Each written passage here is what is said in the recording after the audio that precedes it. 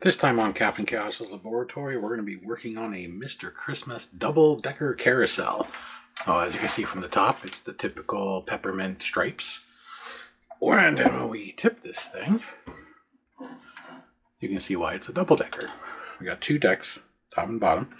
It doesn't work, and I don't know if you can hear it. There's something inside rattling. So if I turn it on, it starts for a second, all the lights work, the sounds work. I don't know if you can hear the humming.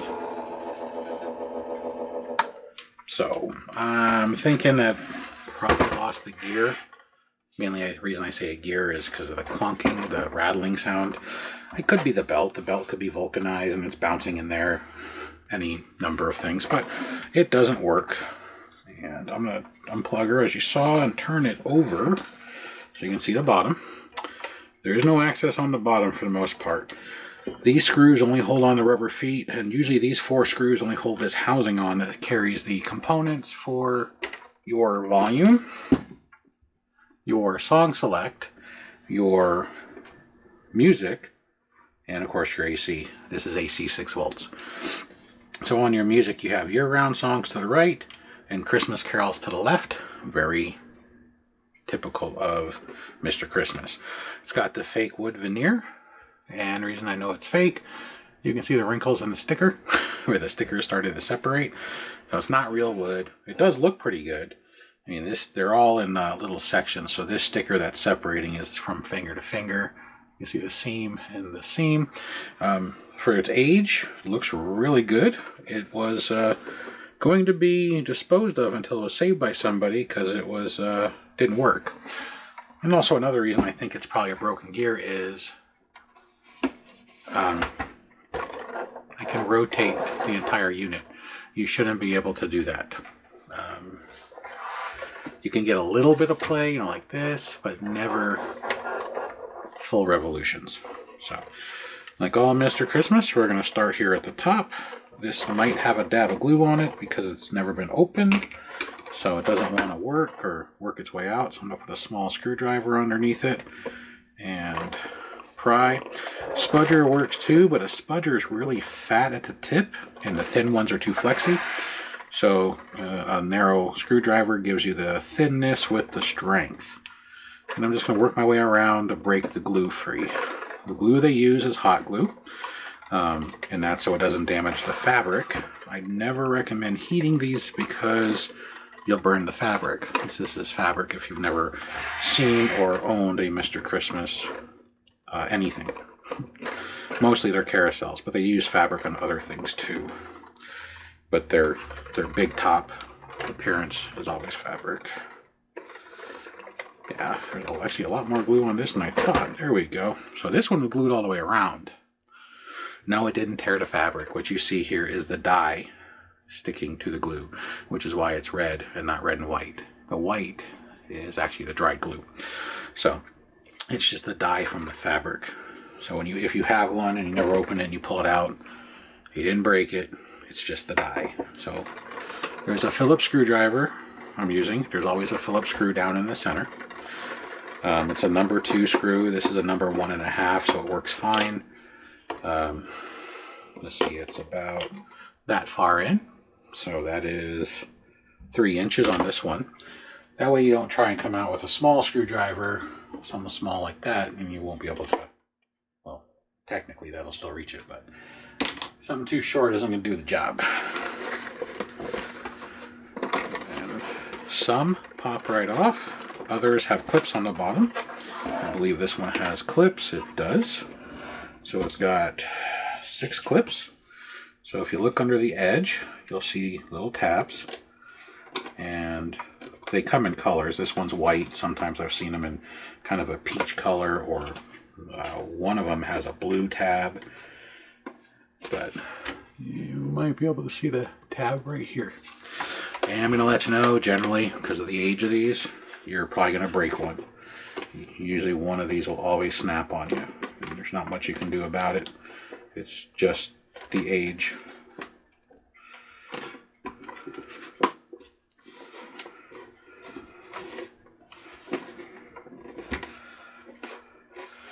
just need one of them to engage, or disengage, I guess I should say.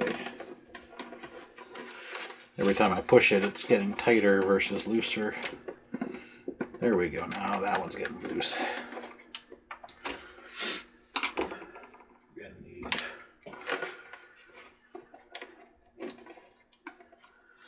Need something to hold the fabric up. I can do it from the side maybe.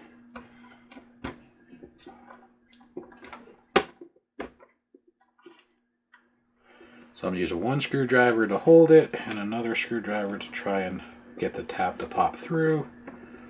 That's my goal. There we go. Yeah, these are real tight. So one screwdriver to hold it, another screwdriver to get it to pop through. So on this one, if you lift the edge of the fabric up, you can get another screwdriver under the fabric right on the part that it locks on, and then push the tab through.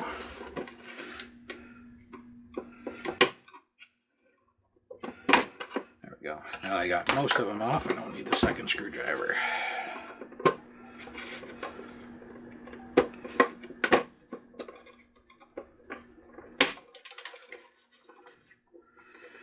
That noise may have been the screw falling.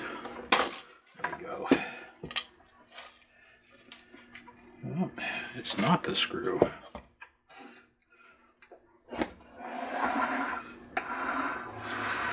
It's a lock washer that comes off of these stems. This stem's missing a lock washer and this stem's missing a lock washer. That may be the whole rattling sound. That stops them from going too far down, or if you take it apart, from falling out completely. So let's put this one back on. I don't know where the other one is.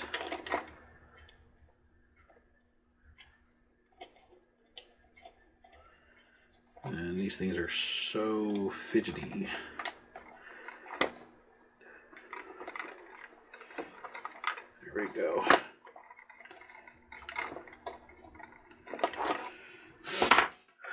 Let's make sure it's not under the circuit board. Nope. And nothing else fell on the bench. It may have fallen out a long time ago because it can fit through these 6 notches that it slots into.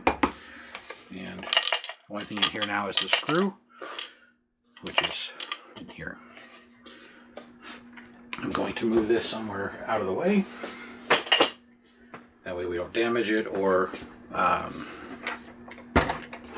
pretty much damage it. Not really going to lose it because of its size.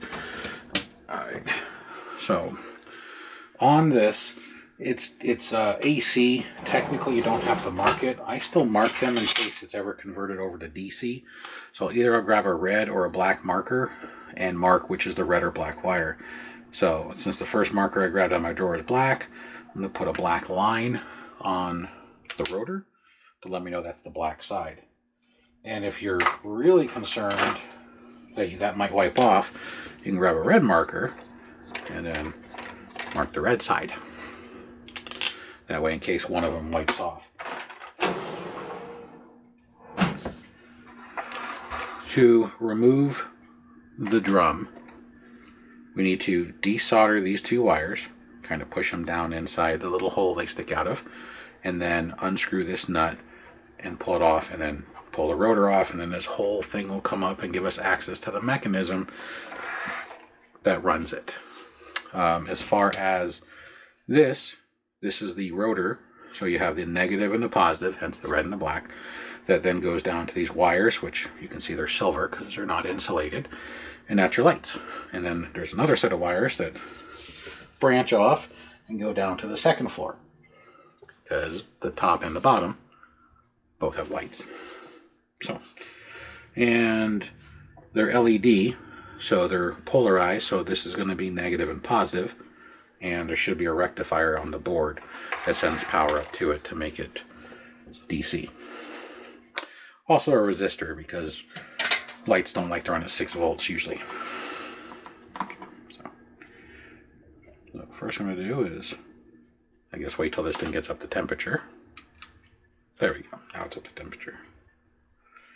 And we're going to wet the tip so we have better conduction. And we're going to add a little fresh solder, which will allow the heat to penetrate, so I can hopefully pull this off.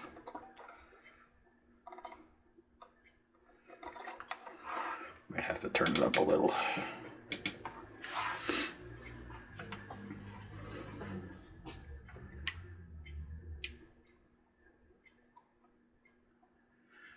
Sometimes you can use flux and it'll do the same thing, but you just need to get enough heat transfer into the solder so you can pull the wire off.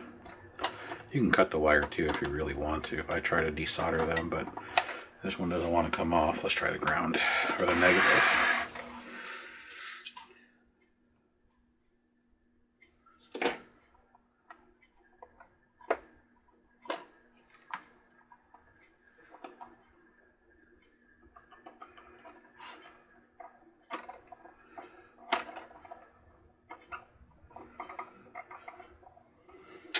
There we go.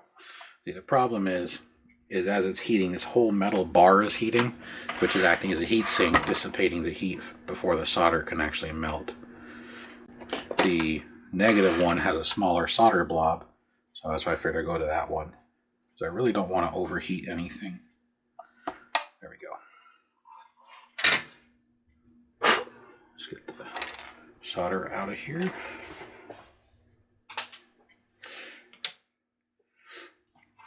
Next, grab a pair of small pliers and see if you can break the glue, because there's glue on this nut. Usually it's so old that the glue is no longer retaining it as well, so you can just generally break it free and unscrew it without chipping away the resin they pour on here. If the resin won't come off, then you'll have to scrape as much off with a small screwdriver or a pick.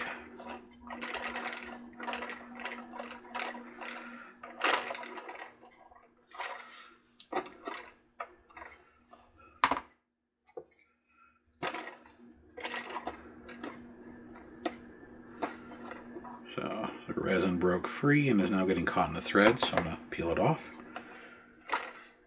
When you put it on, a small dab of super glue or hot glue will do the same thing. Super glue doesn't really bond so well to metal, but what it does is it acts as a stopper so it can't unscrew itself. And it allows you to chip it right off if you ever need to open it up again to service it. There we go.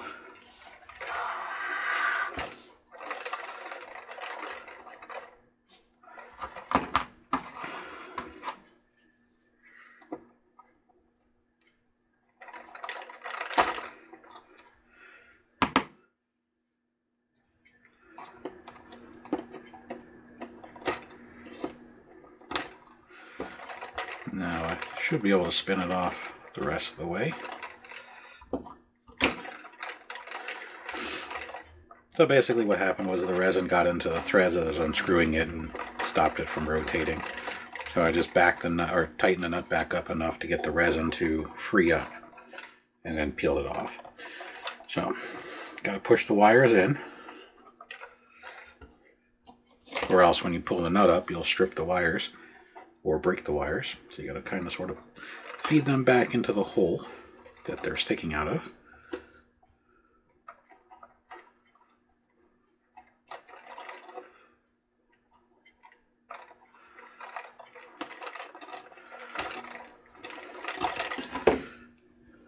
Here's the nut. Now when you take your rotor off, if you've never done this, there are two springs.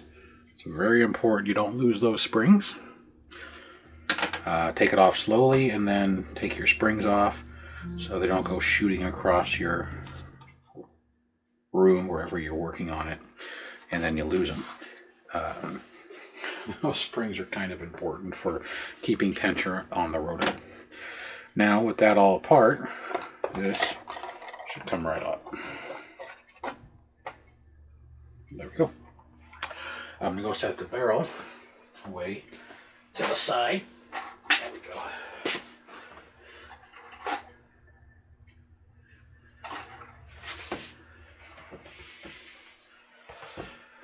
So this nut fell, or this washer fell off of the bottom of the barrel. This washer goes right here, and that washer adjusts the height. This sits above the mechanism.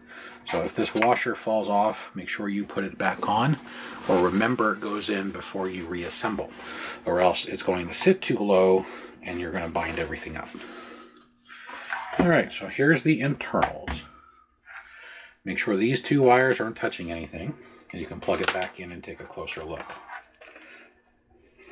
So, plug it in. We're going to turn it on.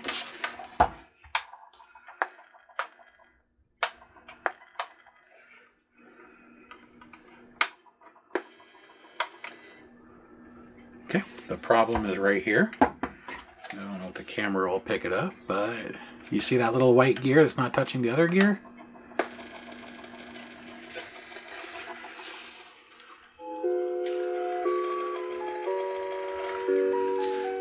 So, it just needs some general servicing. Just pull this apart. Now you have to remove this whole black disc because the screws will hold this white piece that retains the upper gear assembly. The screws coming from the bottom.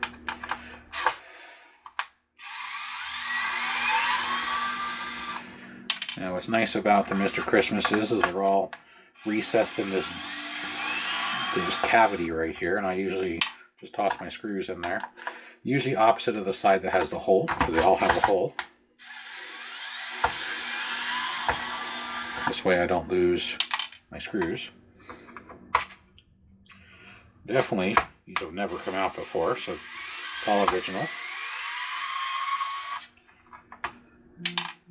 One more.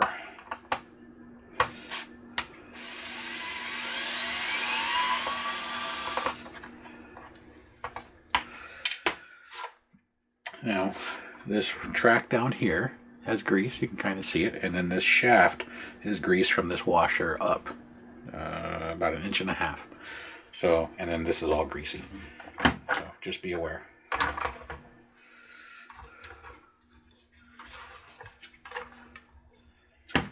The wires are glued in. I'm going to remove the glue in the wires so I can tip this more. This is the wires for the motor, if you can see it. This will allow me to tip this all the way. I'm going to move my phone so it's not so noisy. Hopefully it's less noisy there.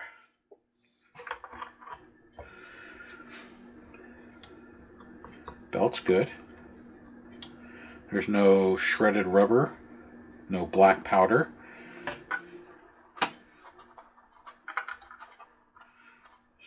Speaker's getting crunchy. Circuit board bottom doesn't look too bad. I don't see any hot spots or corrosion. The components are facing down. One thing that you'll notice if you take apart a lot of Mr. Christmas. Alright, so the screws for this assembly are here, here, here, and then there's one underneath this big pulley. So you literally have to disassemble everything.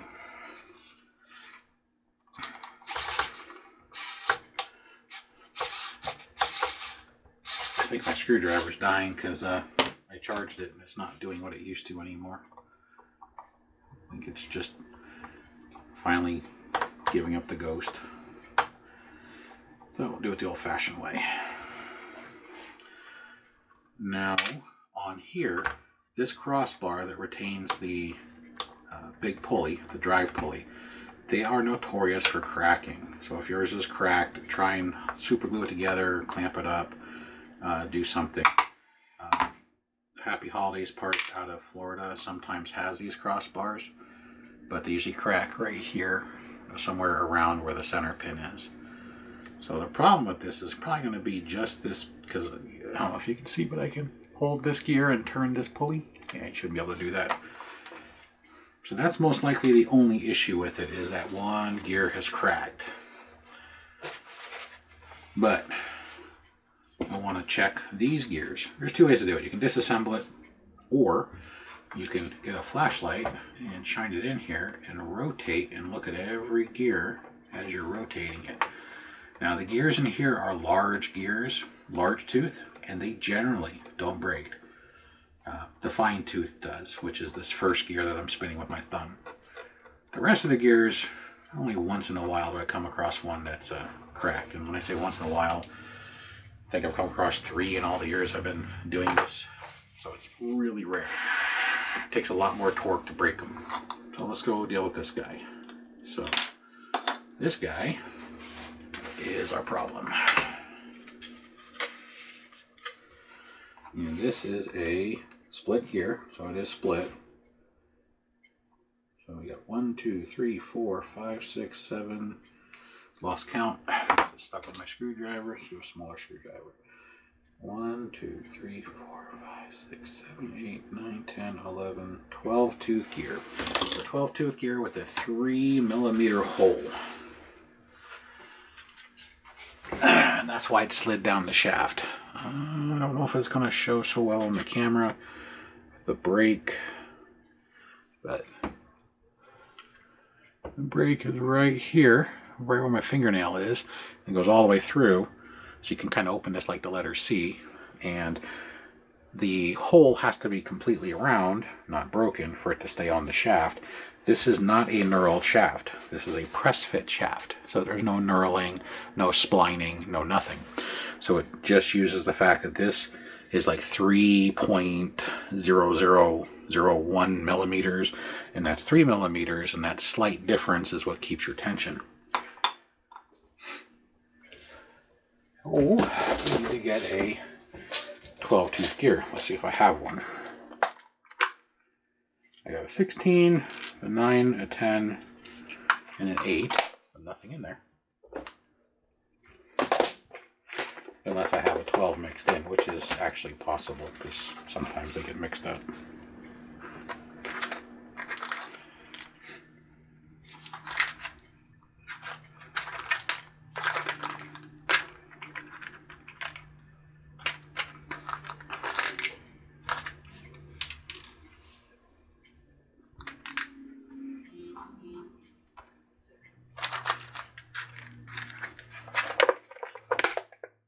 Nothing in this one. Those are screws. Let me count some of these because I might have mixed up a couple of 12s in here.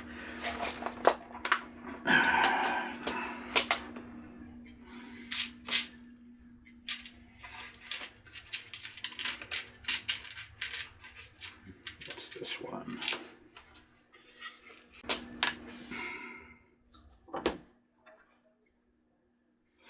No, that one's also too big.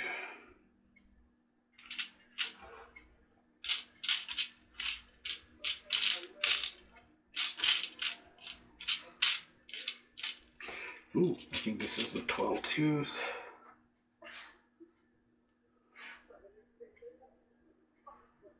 Yes, it is a 12 tooth. So I did mix a 12 tooth in here. Thank God. So, there we go.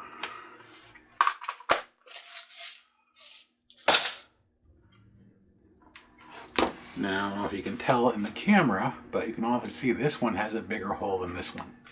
Most of the 12 tooths only come with a 2 millimeter hole, not a 3 millimeter hole. So if you've seen previous videos that I've done, I have a 3 millimeter drill bit. You can buy these from like the hardware store. I think I got this cheap kit from Ace. It came with a couple of, they call hobby drill bits for doing like hobbies with plastics and wood. Matter of fact, I think it was right next to where they keep their pine wood derby cars. But regardless, you can also get them on Amazon. So actually this is 2.8 mil, but that'll work to start. I don't want to go directly to 3 mil. We'll step it up. I'm just cleaning it because I use it to drill out another set of gears, and I got plastic still stuck in the flutes. So I just want to get some of that out of there. You can use a reel drill, a powered tool. I don't, because it's fragile and you risk spinning it in your fingers, and that can be very painful. Also, you risk cracking it, and this is my last 12 tooth it looked like in that box, so I'm going to use a finger drill.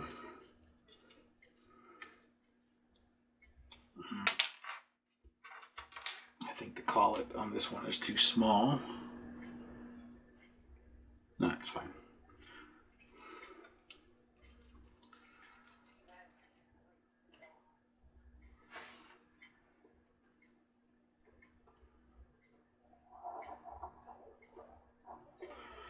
this one works is you hold the, you can either spin it by hand or you hold it, and this spring, this shape lets it twist. So if I hold the top, see, it turns it into a, but since I don't have a small enough clamp that won't damage the teeth on this, I'm going to just do it manually, or try to.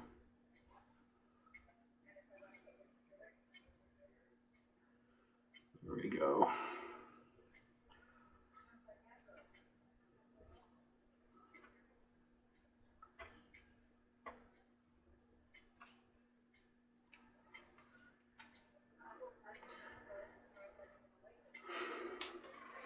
Sometimes it's cheaper to buy the drill bit kit. I think the drill bit kit was like $4 or $5, and the undersized drills than it is to buy the 3mm gears.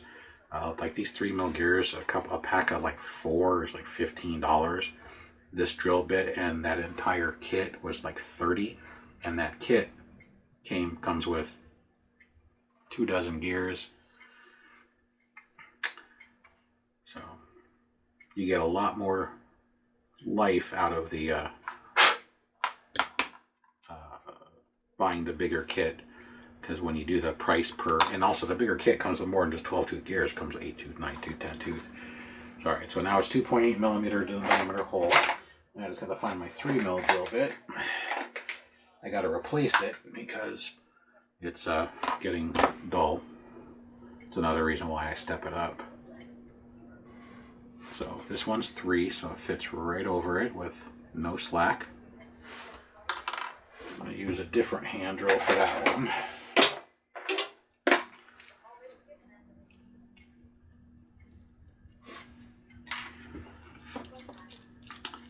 And if you don't want the hassle of doing this, you can of course just go buy the gears. Happy Holidays Parts carries them. Amazon sometimes has them. But again, generally it comes in a big kit. That should be the right size hole. It is. So what's nice about this little guy is it has 2 double-ended collets, and then you just swap the handle to the other side, and that way you can change your drill bits quicker. It's kind of a nice little thing. Why did it tighten?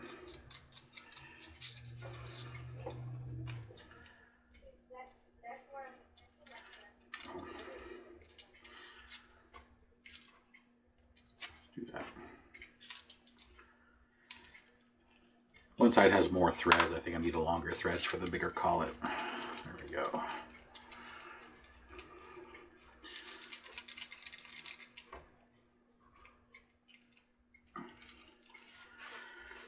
Okay.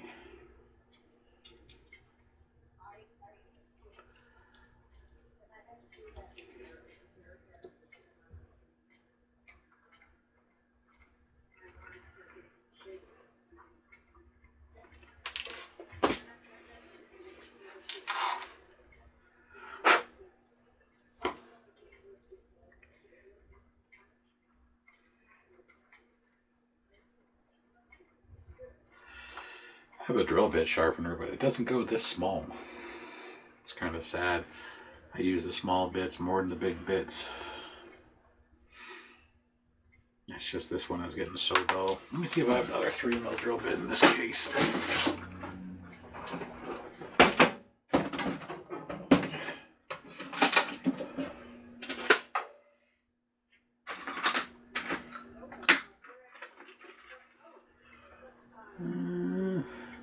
That's like 3.2, I think it is. 3.1.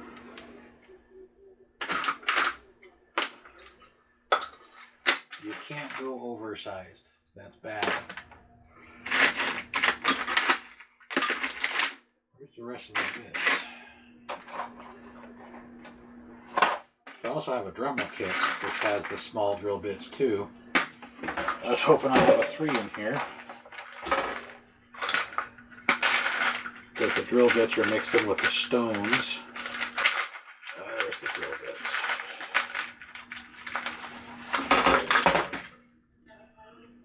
You would need magnifiers to read them because the stamping is so small, but the other thing that's nice is you can just go, okay, that's too small, and that's too big.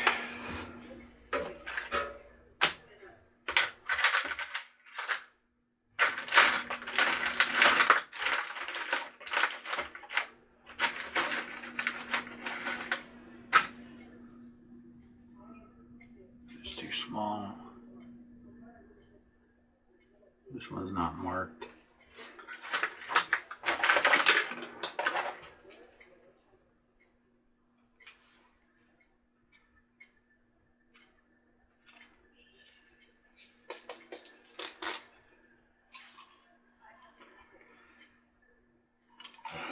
Those are half.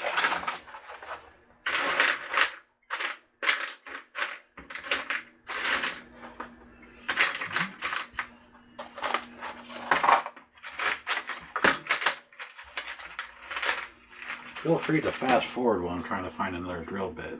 There's a 3. Perfect. I gotta remember to get replacements. Probably throw this one away since it's really dull. Cool. So what's nice about Dremels is a lot of their tools are, because they're a hobby-sized tool, but just to show you, I can slide this guy on and it's no slack. And this is brand new, never used, so it should cut this pretty good. Yeah, she's cutting nice. Just need to have her cut square, would be great.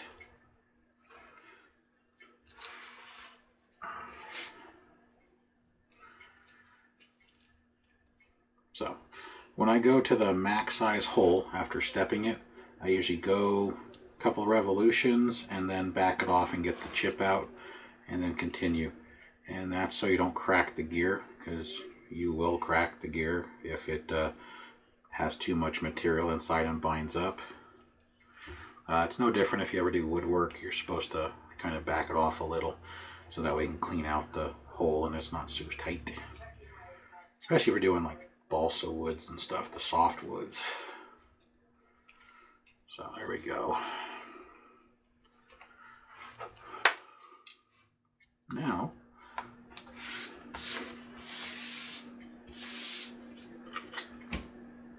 holes look the same.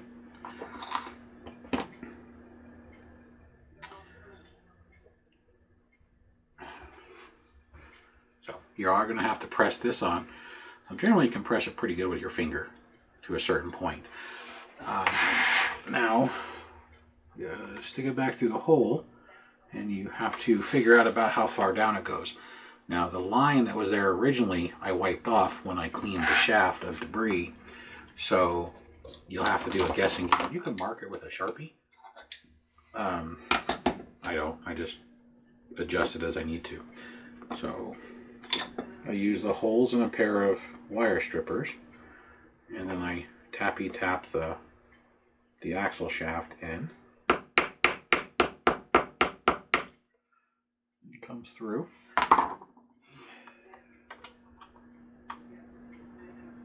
And damn, I couldn't do that twice if I tried. It's exactly where I need it to be. I'm going to take this and keep it out of my Dremel set and put it in my actual drawer for doing the repairs. So when you stick it in, there's a bushing up top that it fits in, and then the retainer bar holds it from going backwards. So, and then you want the 2 pulleys in a straight line for the belt, which is right here. And surprisingly, on my first try, I got it exactly where she needed to be. That's pretty rare. Usually I go a little too far or a little too shallow. So I'm pretty excited about that.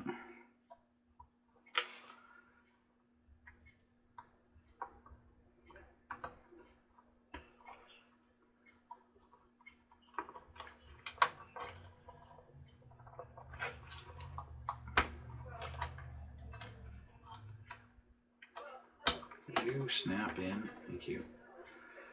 All right.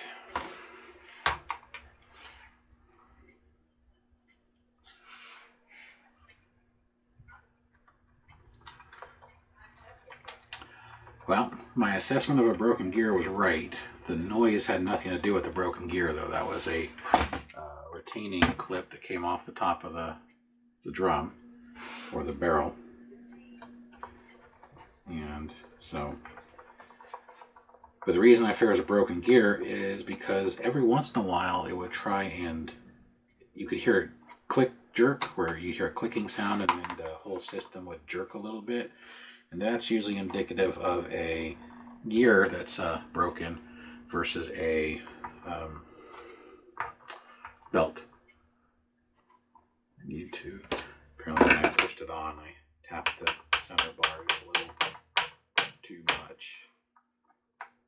There we go.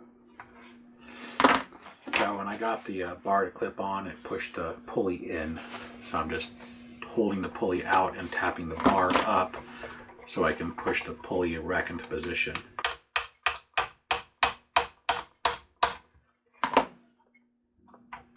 Yeah, there we go.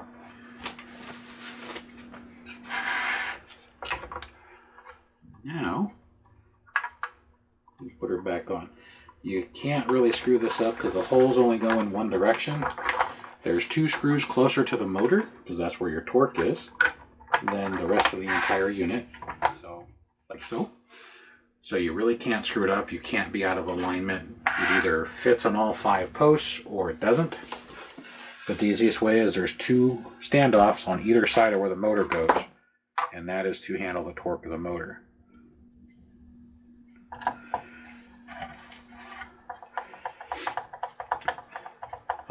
Some of the units have 5 screws, and it's not a perfect star.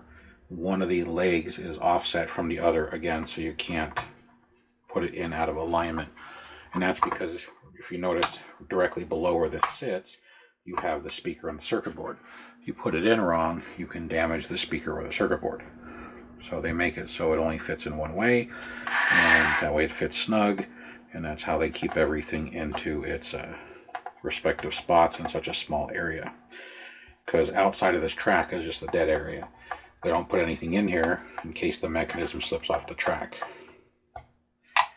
That's why on this piece, what controls the secondary circuitry screws in from the bottom right here, and all the wires go under the track instead of being in this hollow spot right in here, which like some of the smaller carousels have. But the smaller carousels usually have a wider track to compensate for any slippage. Now at this point, if you want to clean the grease off, if your grease is hard like concrete, you definitely can. This stuff is really slimy, so it's still good. It's really slick. If you do change your grease, you use PTFE grease, which is white. Comes in little tubes. You can get it in jars, you can get it in big tubes.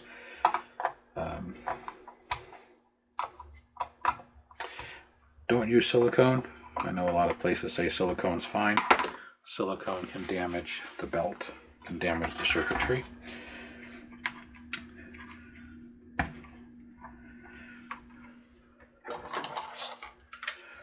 While I was putting that together, I should have got that warmed up so I can put a dab of glue back on that. You want to make sure the wire doesn't get caught in the bottom of the drum. But while the glue gun is heating up, let's there we go, look at that. Let's make sure the button works.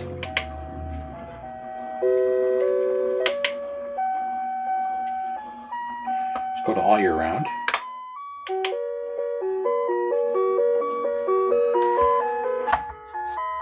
There we go. So, now I know there's no load on it, meaning the drum's not rotating, but gotta love these old Mr. Crisp when you turn them off and the sound goes brrr. That's great. Once we get this tacked down so it doesn't catch the bottom of the rotating drum, we will then put the drum on, put the wires through the top, resolder them, make sure everything works, and then reassemble the top, and then this double decker will be done. So difficulty, since I gotta wait for this glue gun to heat up, it's not too bad. Just pop the little topper off, It's usually glued. Most of them aren't glued all the way around like this one. A lot of them are only glued in 2 spots or maybe 1/3 to 1/2. So I'm surprised this is all the way around. And just carefully work it around, get it off. Once you do that, you'll see the rotor assembly, the 2 arms with the disc. If your disc is corroded, clean it with some paper towel, clean it with some rubbing alcohol, and then lubricate it with a thin layer of dielectric grease. If you don't have any, you can get it online, but if you go to AutoZone, O'Reilly's, any auto parts store, that's the stuff they sell you for 99 cents or $1.10 to put on your battery terminals or your spark plug boots. Just, you can get one of those little packets and just put a little dollop and smear it with your fingers. Just make the ring and then make the ring and wipe off the excessive extra, and then clean between the 2 tracks. You don't want the 2 tracks being shorted together. So it's just dielectric grease, readily available. I sometimes get it in nondescript white packs. I don't know if I have any in here. I used to. Usually don't say anything because they say, oh. Nondescript white pack. The reason being is it comes in a big bag of them that says dielectric grease. So, and it's kind of got the shape of a bottle. It's kind of hard with the light, but it has a little point right here, so when you tear it, it looks like a little bottle. But anyway, the dielectric grease is just for the tracks. Do not use it for lubrication here. For this, use the PTFE grease. So this is from Happy Holiday Parts, as you can see right there, and MrChristmas.com, and then that's the white PTF grease. I usually get them in these little tubes. You can get in bigger tubes, but when I order motors and stuff from Happy Holiday Parts, I get the little tubes. I usually buy a pack. There's a box of them, and then because you don't use them all in one piece, you use them on multiple. But usually every 2 or 3 orders, I order another box of them, and that's how they're shipped in those little jewelry boxes. Not warm yet. It's warming. Same with this. If this needs to be lubricated, PTFE grease, you know what, since we're waiting, because this has got the black grime on it from wear and tear and dust, we'll go ahead and relubricate these. So this one uses a double stack. So there's 1 washer and 2 washer. Some only have 1 washer. Again, these are the spacers to determine the height that it sits above the drive, so it's not too low and binding.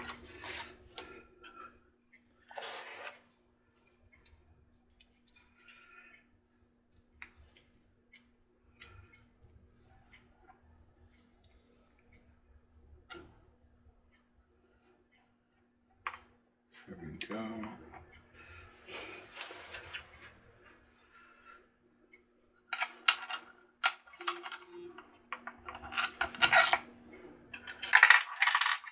Technically don't have to lube between them. I'm going to, just in case one locks up, it can slip on the other. And all I'm going to do is put a dollop on it and then spin the 2 washers. I got the bottom one held and the top one spinning, and now the grease is coming up the center. And now we're going to put a dollop on the top washer.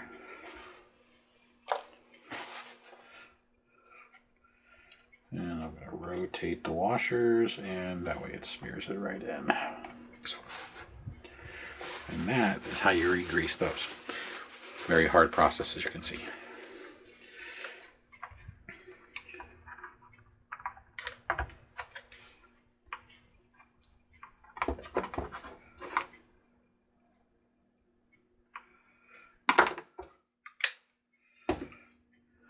You can use super glue here if you want. I prefer hot glue because you can tear the wires out or heat it up a little bit and tear the wires out. Super glue, you'll just rip the wires out. You definitely need the slack, but you don't want the slack binding up on the bottom of the unit. And that way, if you ever have to change the motor and you can't desolder them, you can cut the wire back a little and you still have more. This is a standard motor that Mr. Christmas uses. It's a very easy to find. It's an SRF 500. get them on Amazon. They usually take about a month to get to you because they come from China. Mr. Christmas or Happy Holidays Parts usually has them in stock, and then you can just order them from there, and he'll ship them out to you. But it's just a SRF 500. Some say 500 CA. Just SRF 500 or 500 CA is fine. It's a 3 to 9 volt motor. This is a 6 volt unit, so it's within that range. Their 8 volt units use the exact same motor because it's still less than 9 volts. Wow. Needed to cool down a little. There we go. All right. So we got the drum. Check the bottom, make sure there's nothing stuck in the teeth, and that all the springs are attached, because these all have springs, that nothing's jumped off of its arms, and there's nothing anywhere causing an issue. Alright, let's get these wires in a little. There we go.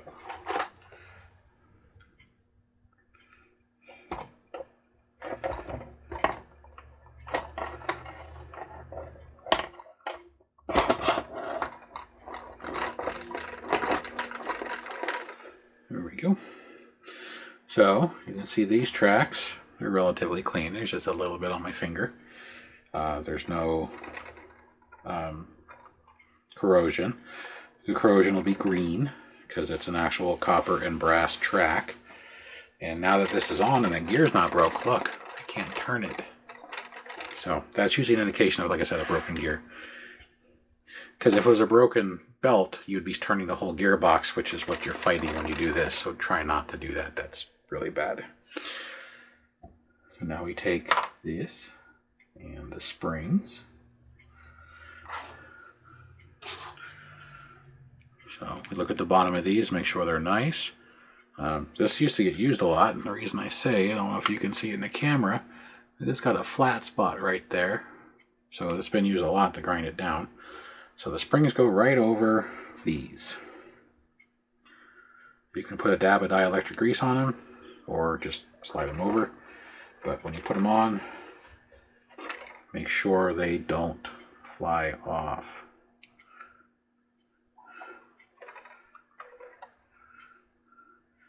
And this is a keyed cap, which means it can only go on one direction.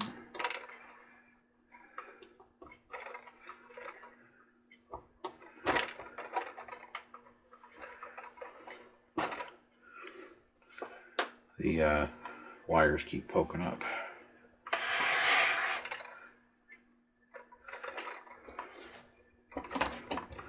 Yeah, the keyed cap is so it doesn't spin with the rotating drum.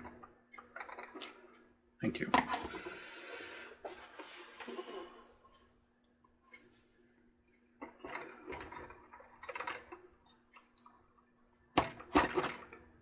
That.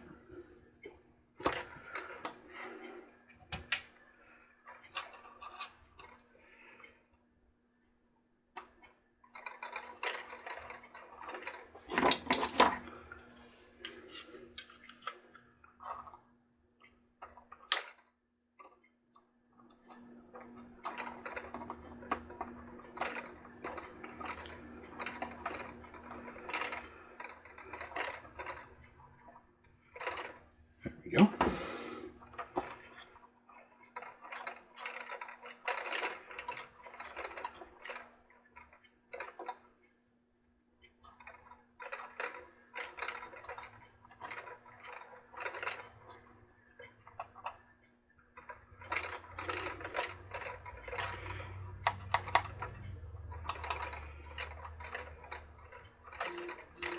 As you tighten the nut down, you want to make sure that you're not binding up your rotor pins. So make sure they're good, meaning that they still lift and drop on their own, because you can over tighten it to where it doesn't work.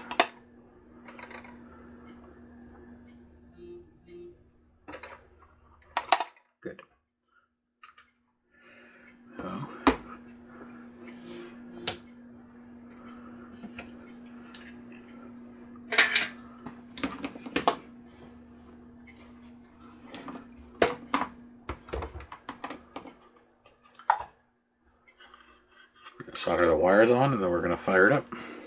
And we're going to make sure everything does what it's supposed to do.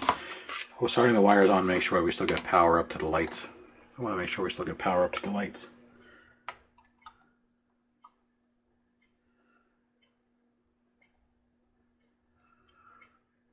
The solder gun is not hot yet. There we go. This thing's getting slower too.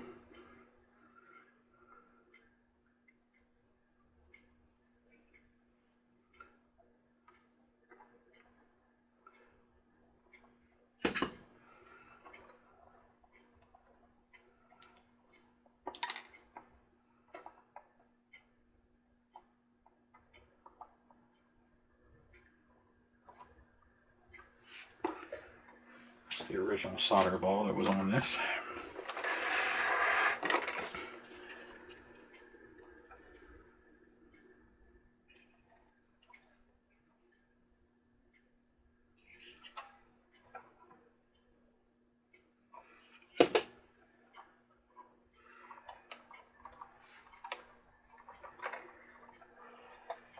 If you're worried about burning yourself, you can use tweezers or nil pliers.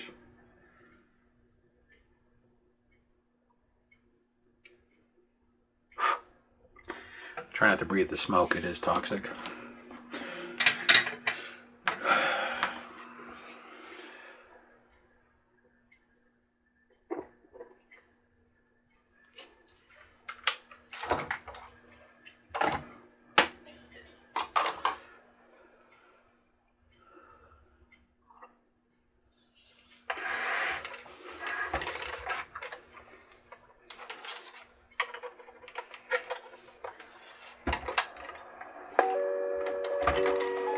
There we go. I don't know if you can see the lights. I'll turn everything off once we get it fully assembled.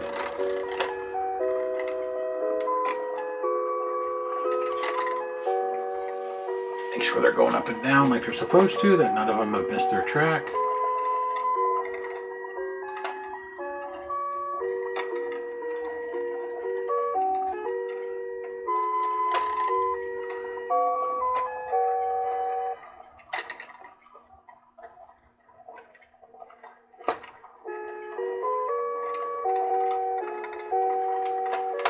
Perfect.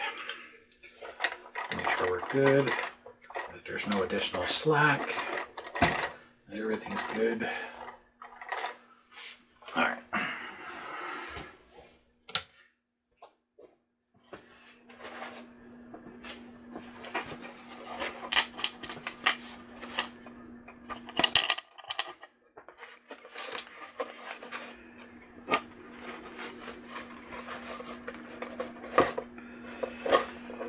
Now, as far as top goes, all the alignment fingers are equidistant, so all you need to do is get them aligned and then pull the edges out so you don't clip them underneath.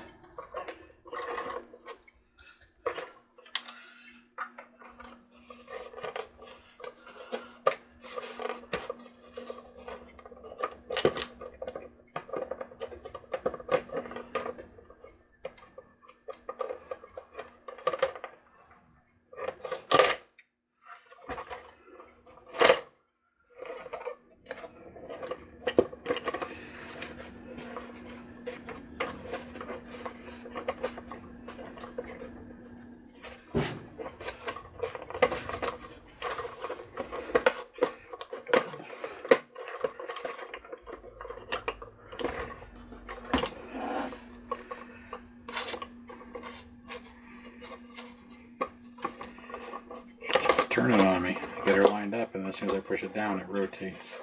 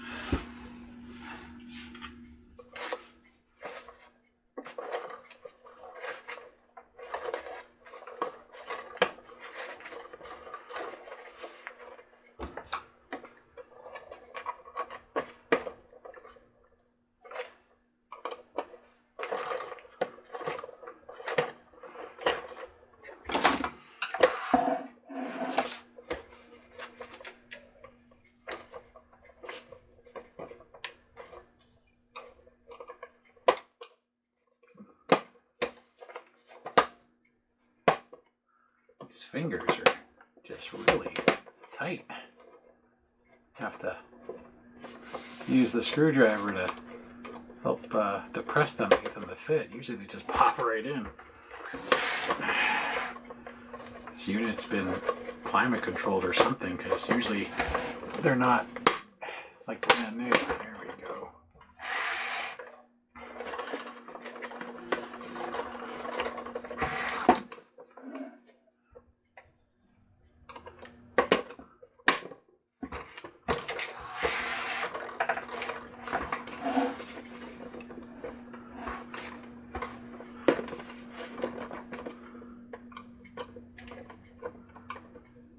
So just like the opposite, you just got to push the fingers in so that way they go inside their grooves.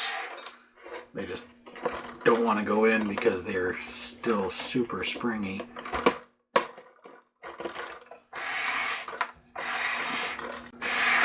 Twisting at the cord, so I'm going to rotate it back. This should be the last guy right here. Should all be under. And these things are so tight, I'm surprised it even has a screw to hold it. Wow. There's 4, 5, and 6. Yep, they're all locked in. I'm sure we knocked the screw out of alignment. Sure did.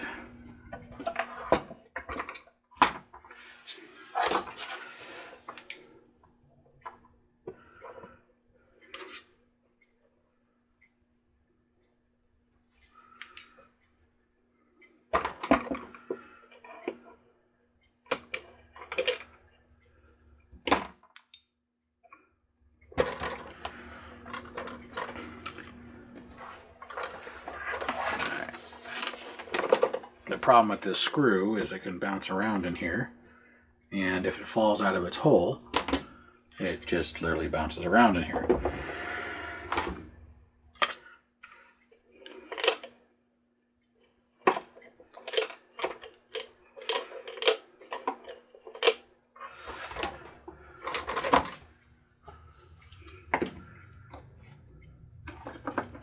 So if you can't get it, if you just peel up the edges of the fabric, you're going to need something to start it.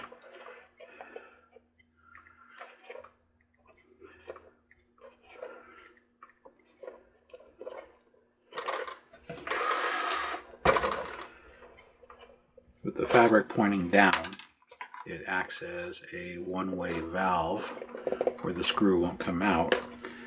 So we're going to pull the fabric up that's inside the center here and try and get the screw to fall out so I can stick it on the screwdriver. The only part of the carousels of theirs I don't like is this top screw. It's not a captive screw, so it can bounce around inside this entire lid in the hollow spot that they have in here, which goes about to here and it goes all the way down. But I'm sure when they screwed this together, it probably doesn't have the fabric on it to cause a problem at the factory. But it does when you want to take her back apart.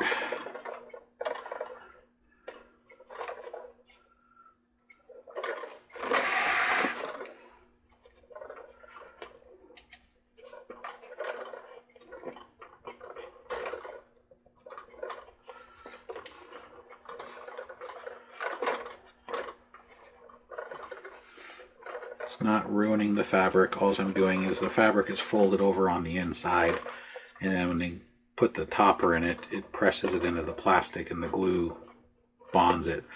So I'm just peeling the fabric up and separating the glue so that way I can see inside the hole better.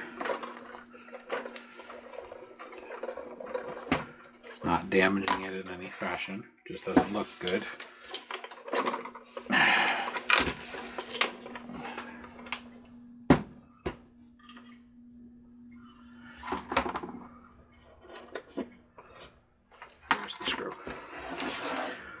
So it's a really short screw, and it's non-magnetic, which makes it even more fun. So how we're going to do this is now we're going to push all this back in.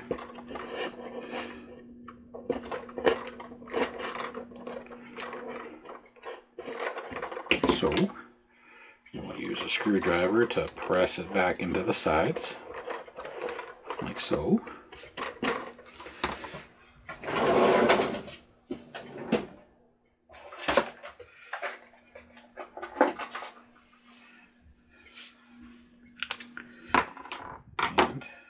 Use a bit of tape to compensate for the fact it's non-magnetic.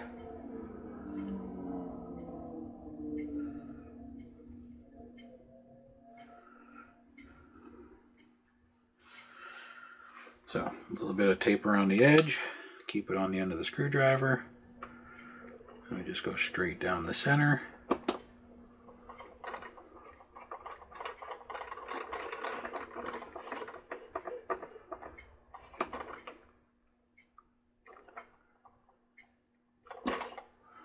And take the tape off my screwdriver.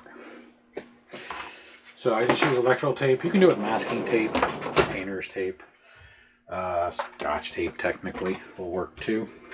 So then just push this thing back in. So now these are usually really tight. You're never supposed to lift it by them, so I usually don't glue them back in. Because they fit so tight, and you can technically lift the entire unit. I mean, it is coming off my bench, but you're never supposed to lift it by there anyway. You're supposed to lift it from the base. Let's make sure none of these are caught underneath. And then we're going to turn off the lights and see what this looks like in low light so you can actually see the LEDs.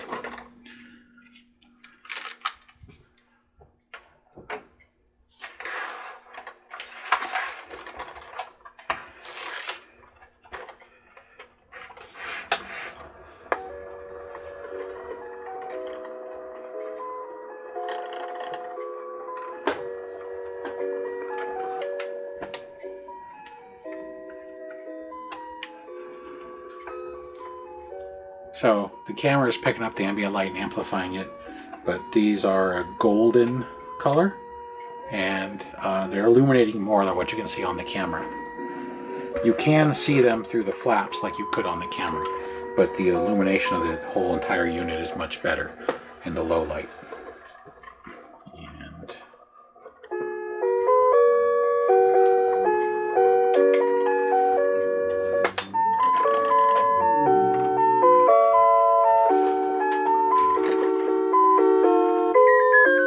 Volume goes all the way up, nice and deafening.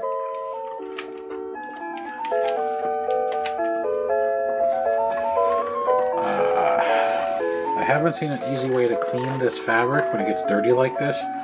You can put tape on it and peel it off and take some of the fuzz off. You can lightly steam it perhaps to get the wrinkles out of the flaps that hang down, but I don't know of a good way to actually clean this to make it look like it did when it was brand new, unfortunately. I can ask around to like Mr. Christmas and see what they suggest. But other than that, there we go. Straight through repair from